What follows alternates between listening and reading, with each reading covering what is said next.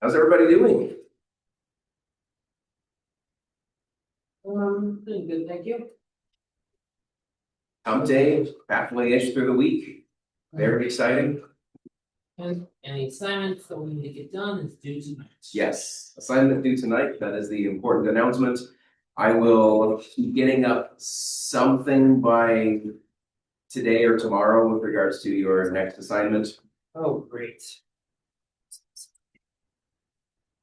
And anticipating that that's probably something that's probably going to be due sometime next week. I don't want to make something that's too much or too intense, given that there will also be an exam that Friday. But we'll see. We do have to make sure that we can implement balancing a binary search tree. So will it be like another written assignment? No, this one's going to be coded. Uh, Yeah, so we'll start with some binary search tree. If you've made one in a prior class, I will say that you can use that. If you have not, it's probably in your best interest to have made one. So I will copy over an old assignment from data structures with regards to how to make your own binary search tree, and I'll recommend implementing that before trying to add AVL to it. So last time we talked about AVL. I guess the one last announcement is that you can expect a study guide on Friday for the exam that will be a week from Friday.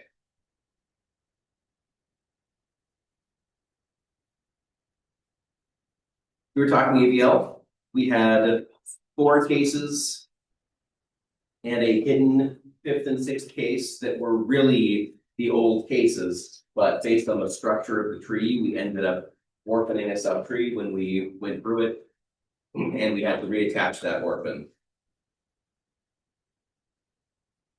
Were there any questions on that? We want to review the 6 cases, or we want to jump right into some practice. Right into some practice. You feel like we get the rotations? Maybe I'll query the class. Show of thumbs. How do you feel about rotating AVL trees?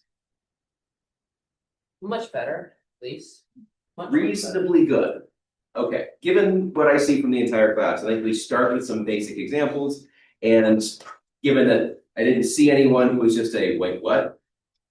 We'll get to that point and I'll answer questions as we go. So a couple notes that'll be useful as you start to implement this.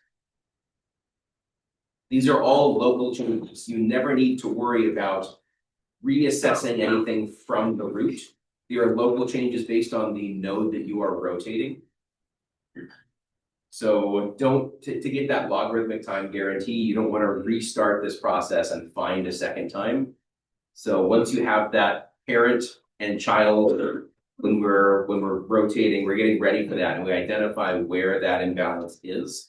You can do that by going back up the tree through the path that was inserted. So just query parent, parent, parent, parent, all the way back up the tree. As you do that, you will find some node that is imbalanced. But one thing that you'll need to account for as you implement this is a field in each node that is its balance factor. So when you make an insertion, you'll have to go back up and change the balance orders as you go. That will be interesting to see if we can make that an efficient process. I won't spoil too much, but children of every other node that's not on the insertion path has not been modified. Nothing else changes. And this is in implementations that I've seen very frequently overcomplicated.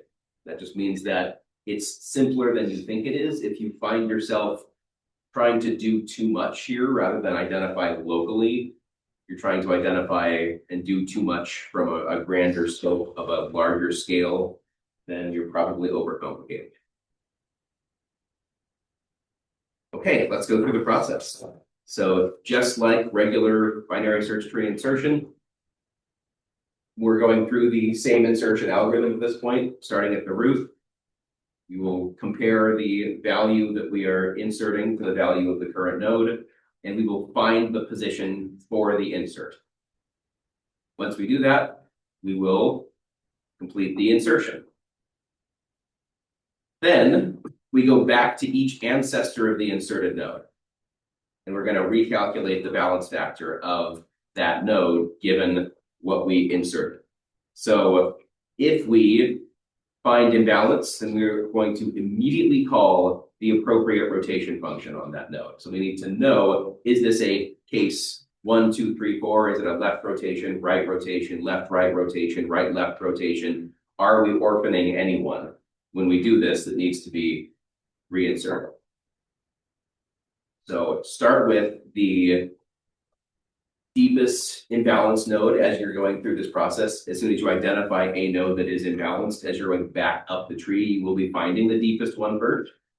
Nothing needs to change from that.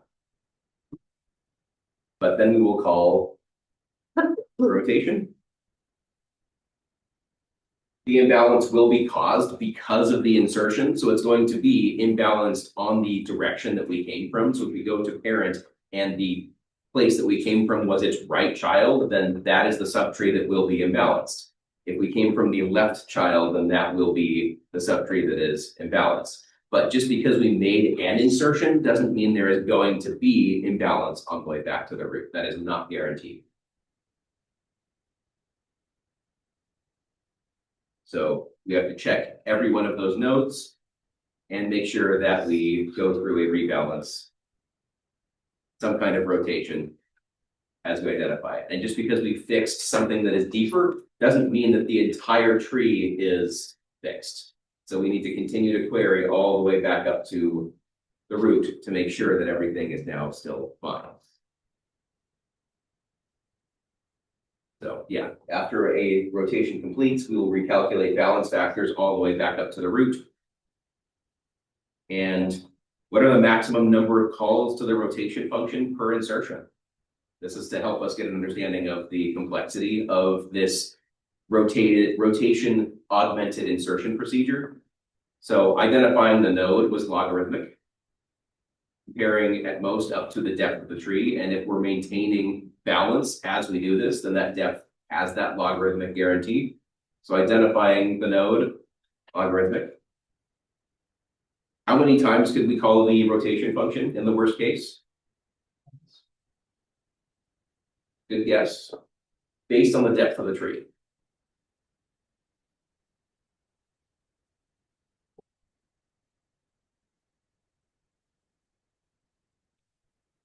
It could be at most once per level as we go back up the tree.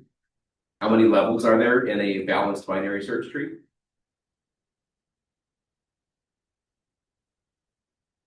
It'd be log n.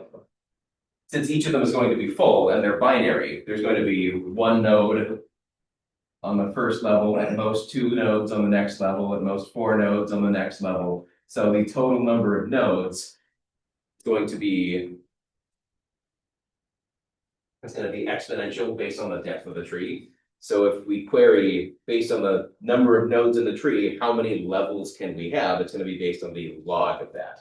If we had just made an insertion here, and now nothing is imbalanced in this tree, but we now have 1, 2, 3, 4 possible places where we could have imbalance. It's never going to be the node that was just inserted, so we don't really have to consider that. It's really just going to be the 3 nodes at that point that could potentially be imbalanced. But we would have in this tree at most 3 checks. Here, here, and here. Every other node has not been modified in any capacity, so it was balanced before we made this insertion. Otherwise, we would have rotated when we made those insertions. In order for them to be there, they had to have been inserted at some point. It's only going to be along the path of the insertion that could possibly need work. So, Yeah. So a single insertion might cause imbalance on multiple nodes and then they all need to be rotated? Yes. Okay. So you would start with this one, ask, is this depth minus this depth the absolute value of that greater than 1? If it is, then there's some rotation that needs to happen. Fixing that may still have an imbalance here. It's less likely. So it's more frequently, is there only going to be 1 rotation than 2 rotations? That will be more frequent than 3 rotations, more frequent than 4 rotations. But you're looking at more and more corner cases for for more and more rotations. But in the absolute worst case, it's going to be based on the depth of the tree, which is logarithmic. What is the complexity of each of the rotations?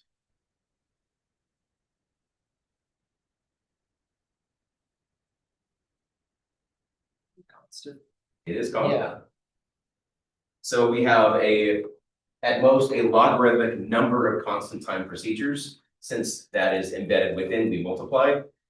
Log n times constant is just log n. So we have a log n time process for figuring out where to insert and a total log n balancing process. So the entire insertion is basically 2 log n plus some constant.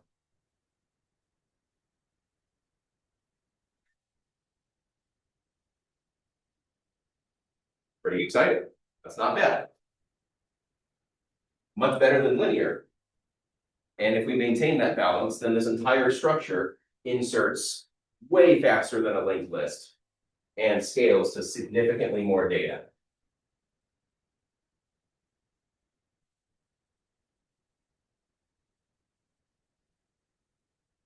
Maybe I can motivate this a little bit. Let's say that we're responsible for storing National Weather Service data.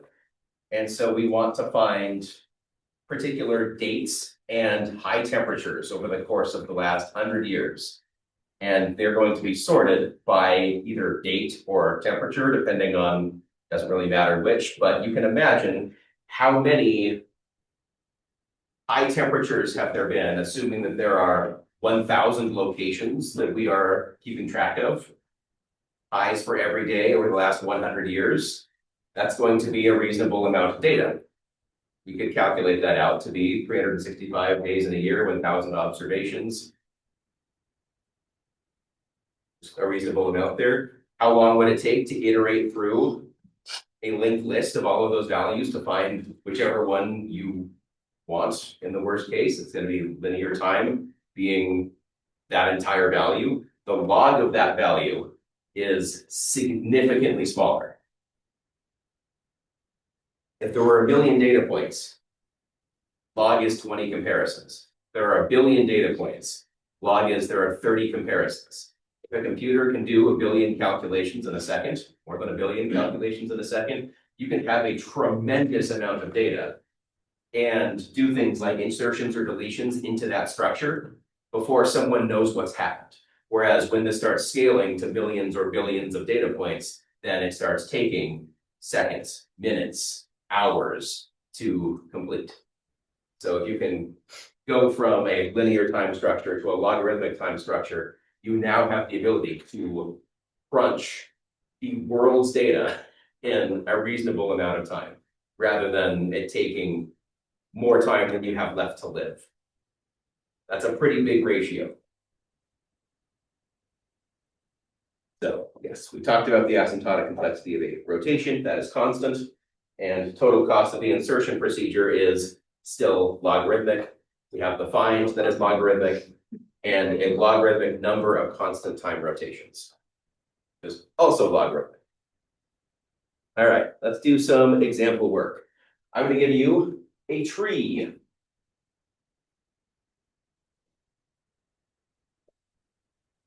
So the values that are on this tree are telling you if it's equal, the depth of the left subtree is equal to the depth of the right subtree. If we are slanted right, it tells us that there is 1 more depth to the right subtree than the left subtree. If we're slanted left, there's 1 more depth to the left subtree than the right subtree. All of those are okay to maintain balance. So this is a balanced binary search tree. It is not perfect. There are places for other pieces of data, and it may be that we could, in fact, we easily could eliminate this last row. But it would be more than a logarithmic amount of time to reduce this complexity, and we don't ever want to have a linear time operation to fix a problem. Also, if the level of the tree is +1 or -1, I guess it would really just be +1 or +2 compared to the optimal number of levels to fit all of this data, then that's a constant factor different. It's not going to vary. It doesn't create the next function level. So we don't worry too much about it. This tree could have one fewer levels, but it's a constant factor, and would to validate and verify that would be a linear time operation. So we allow for that. This stores strings, not just letters. So we're going to go through and say, how would we insert the string HA? Where should HA go? Walk me through it, yeah. I understand how this is working. Yeah. The first letter is H, so we then, I assume, we'll look at the second letter, which is A, which would take off to the left-hand side, and Yeah, what comes first in the dictionary, the letter H or the string HA? H comes first? Yeah, so HA would be to the right of H. get it backwards. If we're comparing greater than or less than, this is just later in the dictionary versus earlier in the dictionary in terms of some kind of alphabetical order. So if we're moving, we see that HA is greater than H. So we're going to move down this subtree. Is HA greater than or less than U? Less than. We go to the left subchild. Greater than or less than K? Less, Less. Greater than or less than J? less, Greater than or less than I? less. So it should be I's left child that becomes HA. Great. If we're recalculating balance factors at this point, we're going to need to go back up every node that we just visited, every node that we just queried. So looking at the I, does the I stay in equal?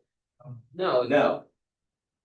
This has a deeper left subtree than right subtree, so that's become slanting left, I guess you can make that argument. What about J?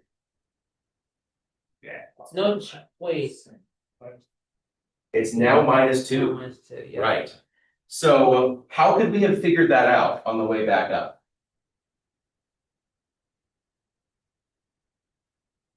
Checking resistance for right trees as we head back up and then incrementing the value.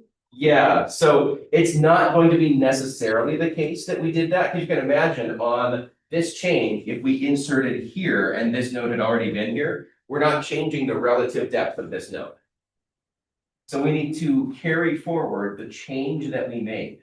When we inserted this changed from an equals to a slash, which said that this became +1 rather than the depth of the left subtree minus right subtree. This became +1 from 0. We added 1 to its relative imbalance on the positive side. This was already positive slanted. So if we add 1 to our positive slant, in this we get +2, which would tell us that relative imbalance. Whereas if we added this node, this would have gone from +1 to 0. So that doesn't change the relative depth, so this shouldn't have changed. This depth used to be 2, and it stays 2. So it didn't change because this was already +1, and this went from +1 to 0. So only if it's going in the same direction do we increment at the next level. Yeah. Why does it start out at +1 when it start out at 0? In this case here, yeah, if there were 2 nodes here, this would go from having +1 to 0. And if there's no further node here, I guess you would need one other node here for this to not have been in balance in the first place. And now you have depth 2, depth 1, it still has the slant. When you add this, this goes from 1 minus 0, 1 to 1 minus 1, which should go back to equals. So we're making a change here, but the relative change at this level, the maximum depth in the left subtree is still 2. But there are 2 ways to get that 2 now. Adding another node after you add a J? Yes, yeah, if we added a node right here after we did that, we're not changing the depth according to this subtree. If we're changing the slant, but not the maximum depth. But since we're going in the opposite direction of this thing's imbalance, this doesn't change. So we're just keeping track of what's the last thing that we get as we move back up the tree. And that's going to tell us whether we modify the balance factor of that particular node. Let's just worry about the HA for the moment. It's created an imbalance, so we need to go through a rotation. What does that rotation look like? Which nodes are changing to what? Let's see. I'm thinking I and J are the main ones, so this is a right rotation, am I right? Yeah, where is the root of the rotation? Yeah, So do we need to calculate the balance of the nodes on the way up before we do the rotation? no, we want to, as soon as we find a rotation, we're going to make that change and then carry that change up the path.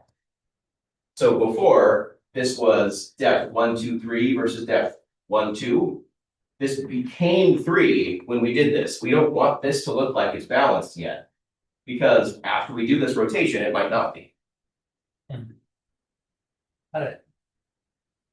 So the root is J. We're going to rotate right around J because we want to take this depth 2 and depth 0 and change it into depth 1 and depth 1.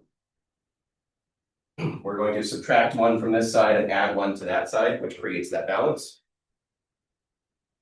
So the I moves up to become the node here. This becomes HA.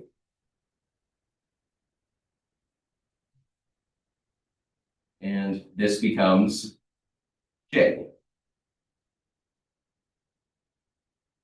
And I guess this is now also equal.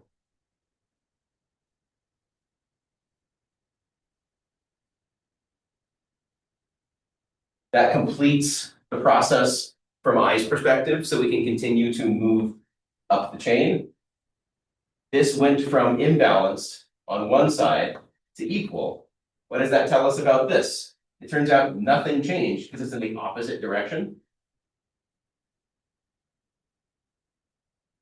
So we have depth 2 here and depth 3 here, so this is fine. And it turns out as soon as you fail to make a change, like if you don't make a change here, you won't make a change here, and you won't make a change here. Which is a nice property.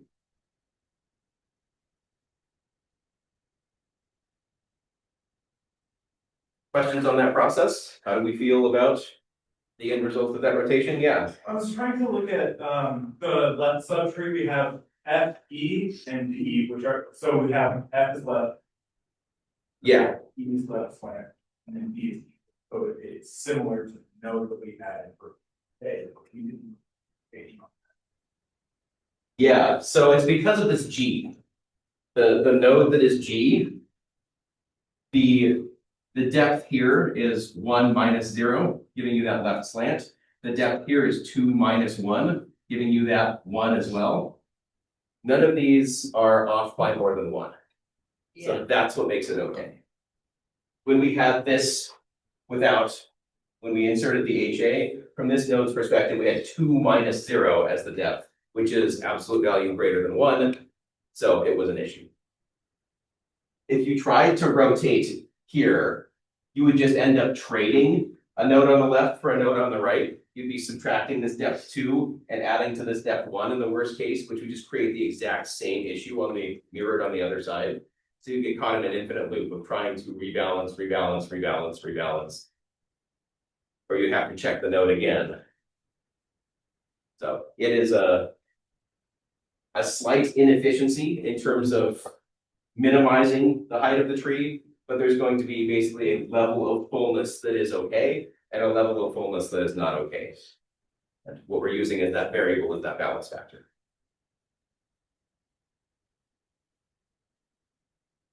Other questions on that?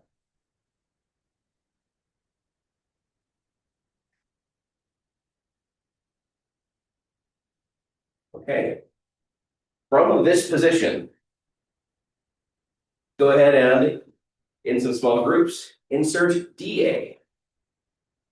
Intermediate. Let's see. Well, it's a little bit less than 8, right? So. Let's see. Well, a lot, but then you go to C, yeah, then create a C equals right, then minus left, Yeah, because B, only left of us, F and less than us. Right, and that is. Actually, it's opposite. Let's see. Yeah. Well, actually, is this, that's a good question. So let's see, look at this. Well, that might be same.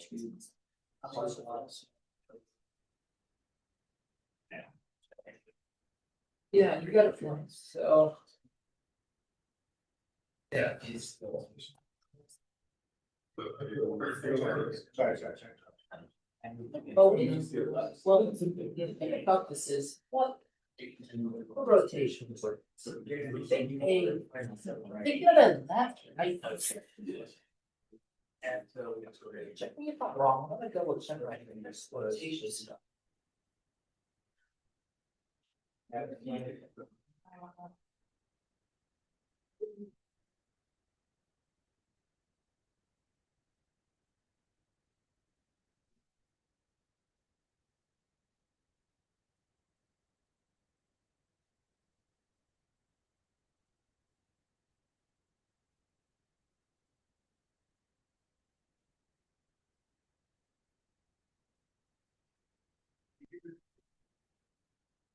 Let's say that's.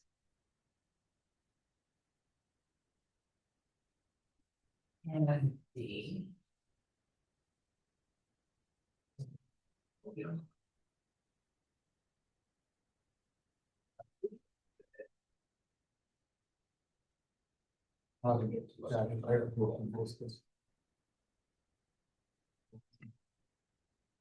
Yeah. Oh, wait, oh, you're, oh. So that's, I'm sorry, I missed my picture. You go to left right there. No. That's. Like this.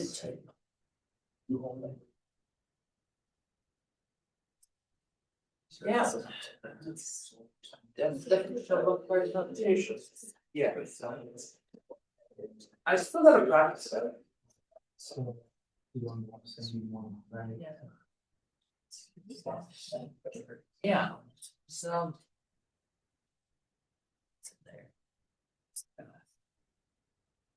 So balance is on hours, no.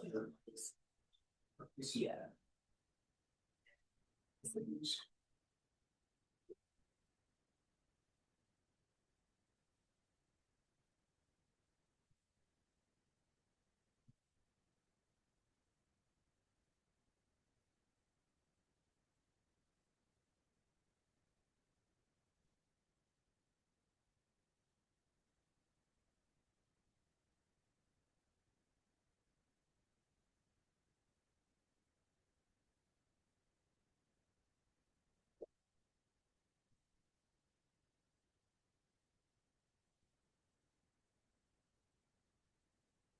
Where do we insert this? Yeah, Okay, so DA is less than F. yeah. Sorry, I skipped a couple of them. So it's Inserting an H, less than H, less than H, greater than C, greater than C, less than F, less than F, less than E, less than E, greater than D. greater than D. So it's D's right child. So we're gonna insert DA there, and it's currently balanced because it's newly inserted. There's no way it could have children. If we look at D, this is now slanted with a greater right subtree than a left subtree.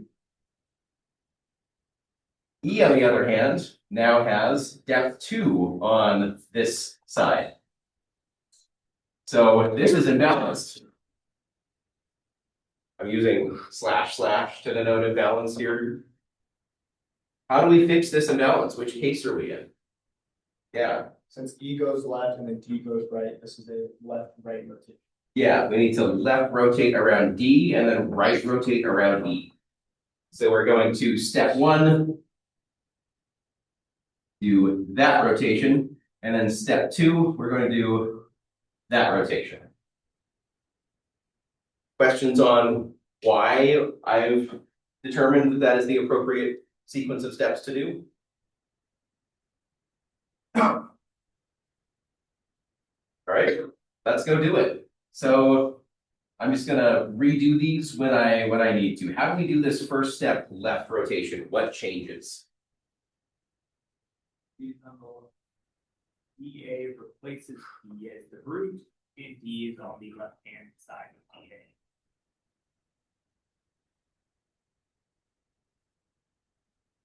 Right, this is gone. That is DA, which is now left slanted. And D is equal. Have we fixed the problem? No, No, but we've turned something that we couldn't solve easily into something that we can solve at the next level.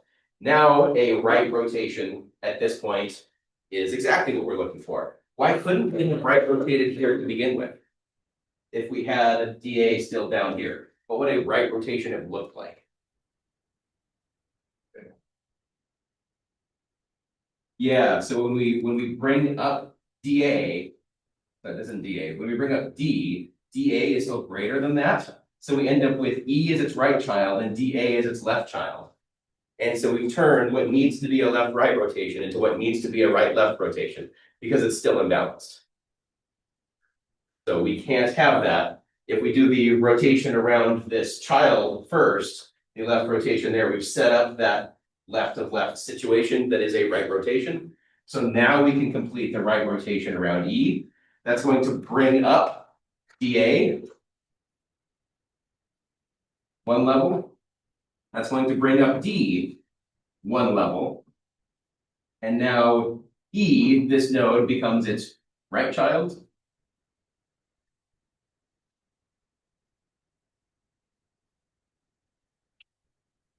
So that's the right rotation around DA, or I guess what was around D.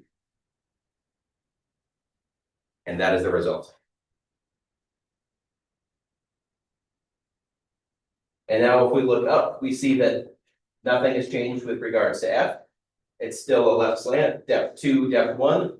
This would have been imbalanced if we had waited and looked at it here, which is why we have to go from the smaller problem to the bigger problem, because if you solve this problem, there's no guarantee actually about whether it solves the sub-problem down below. So solve deepest to shallowest.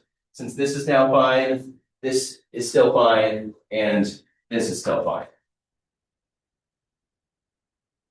So end result is we have a balanced tree again.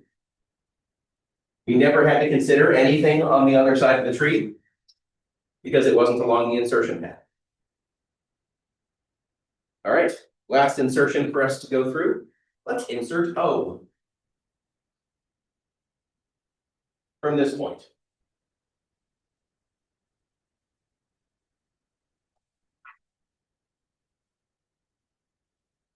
let's see. Oh, this-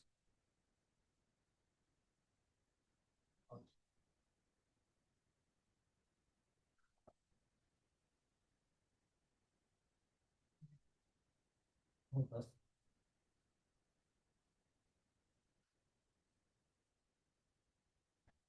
that's, um, yeah,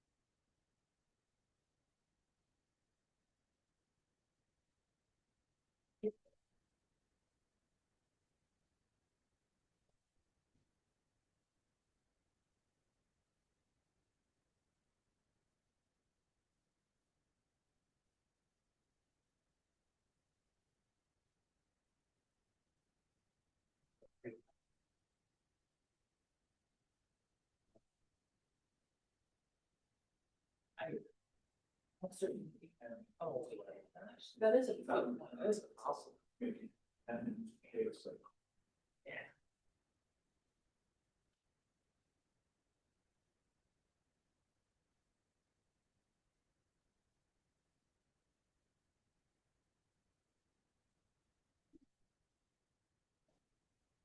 Those two are gone. These ones are one. But K is on two.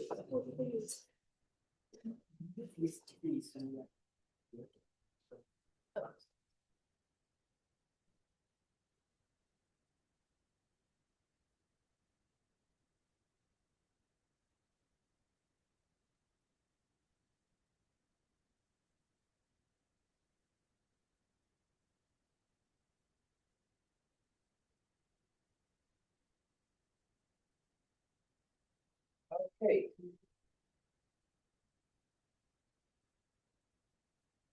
This is a lot.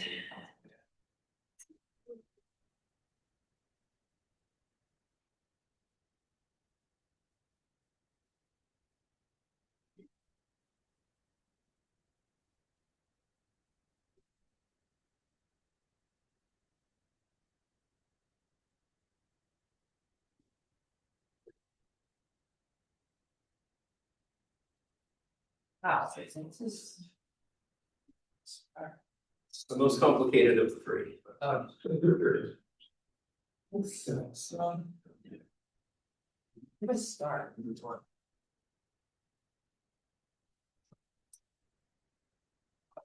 That's the best thing, yeah.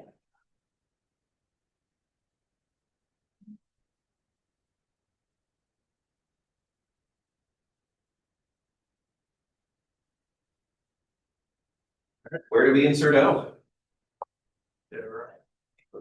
Right of N. To the right of N, it's gonna be greater than H, less, greater, less, greater, greater. Yep. All right, here is our O, and it is currently equal. This has turned into a right slant, but not something that is needing of balance. Here, this also becomes right slant. This has become left slant.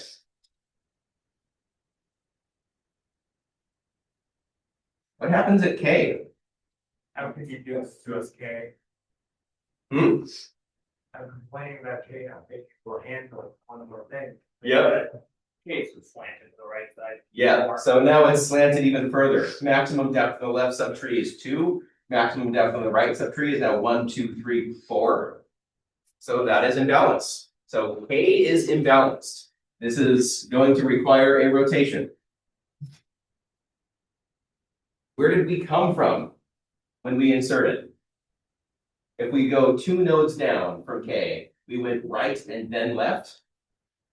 That tells us which case we're in. The imbalance is down the right subtree's left subtree. So we're going to need a right-left rotation. Yeah. So step 1 is going to be rotate right around P. And then step 2, left around K. For the right around P, this already looks like it's going to be fun. How do we handle that? Well, let's see, then removing M to where P used to be. Oh, this is gonna get so complicated. Yeah, so M moves up, P moves down.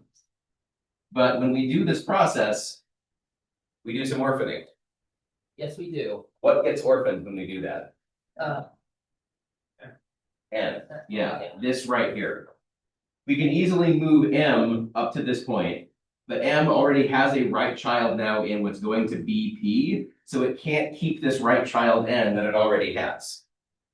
L is a left child, perfectly fine. But we need a third child at this point to handle the sheer number of children that M is trying to adopt. We only have 2. Now, what about the R part? That still connects and is. And I don't think, should it be affected? I'm asking questions, I'm sorry. No, you're good. Question. That's it. That's good. Say what we do with that since it's been orphaned. Yeah. So we need to reinsert it. Yeah, since it's been orphaned, we attach the left side of P. Yes. So when we move P down, it's going to have a right child in R, but an empty left child, which is where that N is going to go. So let's see if I can represent this easily on the board. This becomes M as this moves up. This becomes L as this moves up. This node doesn't exist anymore. This has been orphaned. The P moves down. So this is now P, who has right child R, who has two children, Q and S. And the new left child of this is not Q, it is N. I've made a mess of this. Yes. But if we can parse this chicken scratch, it should be correct for the moment.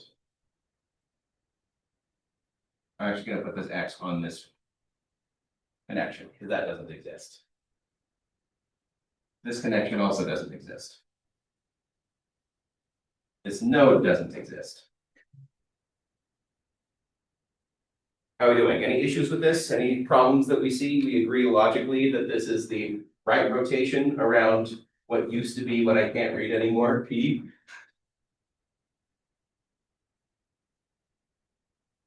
Great, now that I've made a mess of things, let's make a greater mess of things by left rotating around K. Before we do that, let's see if we can analyze what's going to happen. So if we do a left rotation around K, that's going to bring M up. It's okay that M has a right child at that point, but anything that is a left child is going to get orphaned. And as we move K down, it's going to have a left child that is I, but a free right child. That free right child is where we're going to reinsert the orphaned child. We'll find that that is always the case. That is always going to be the position of that insertion. Because when we move a node down, it's only going to have its original left child. Or we move it down here, it's only going to have its original right child. It's always going to create space when we do that for something that's been orphaned on the other side. All right, so we see if we can figure this out. I'm going to bring up M, which is going to bring down K. As we do this, its left child is I. Hey, that's still there. Whose right child is J, and left child is HA. Yeah. It's not an image. But what This about? J doesn't exist anymore. That's leaving the space for the orphan child on the other side. So what moved when we made that transition?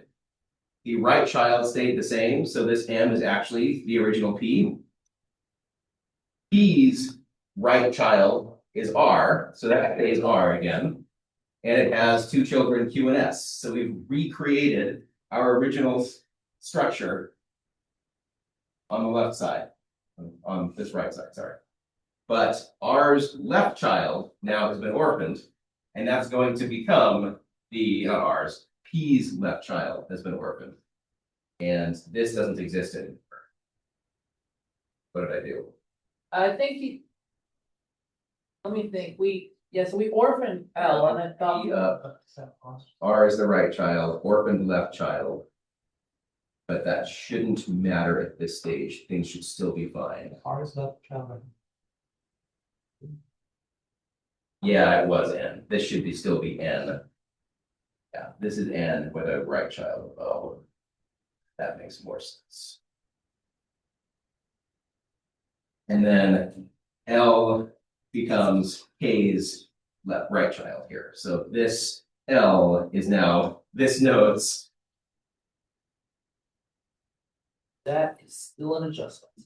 Now, There we go.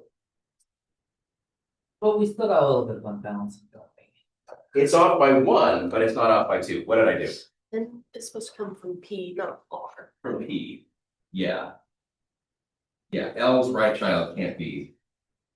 Well, you Yeah. put N over Q, Yeah, this still needs to be there, doesn't it? That's the Yeah. left child of and then P. Q actually exists as the left child of R. Oh.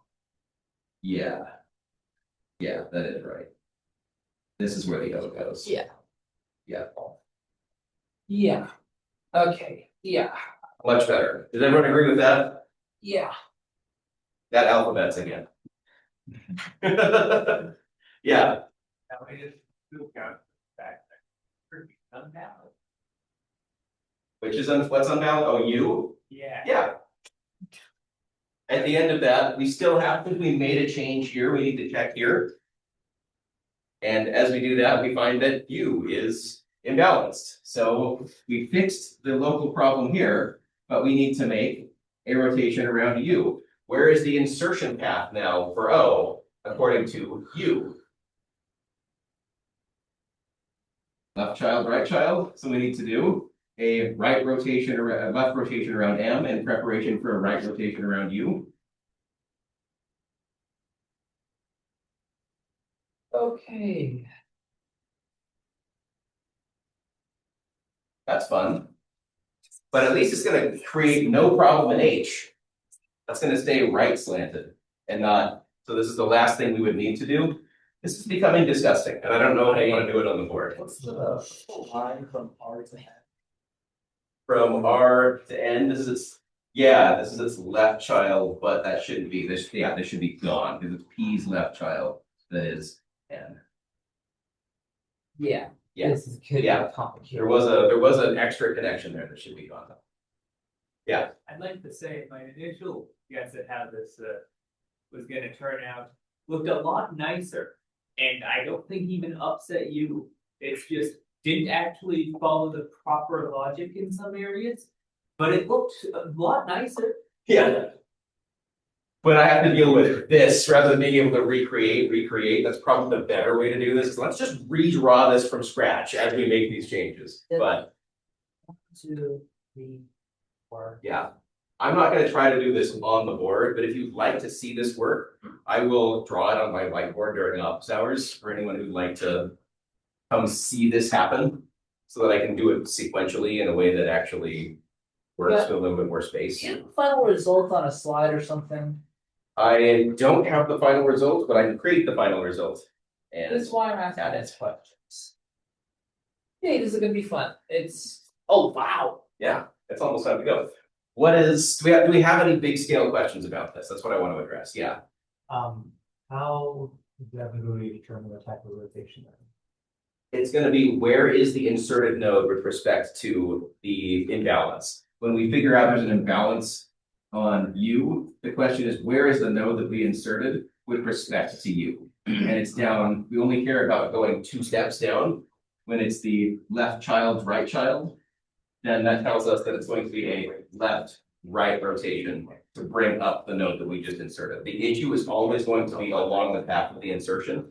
And even we see that at this point, that this is the only node that's on this level. And if we do that right rotation, then we're gonna move this up and move this node somewhere over there. Not this node specifically, but a node from this tree, or some nodes from this tree are gonna go over there in a way that moves this up and that down in some capacity.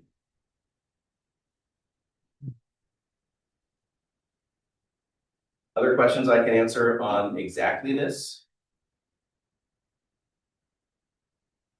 I know we have an assignment due tonight, but my challenge to people between today and tomorrow is to finish off this rotation and have an answer at the start of tomorrow's class.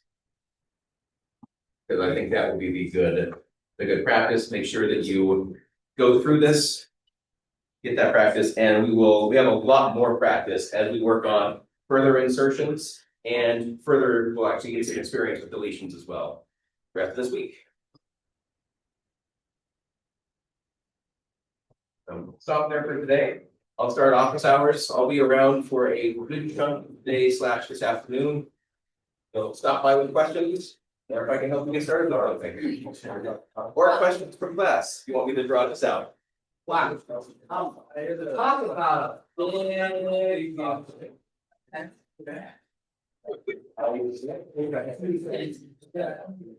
It's gonna be a long day. But in general, I'll probably do 3% like minus a grand. I was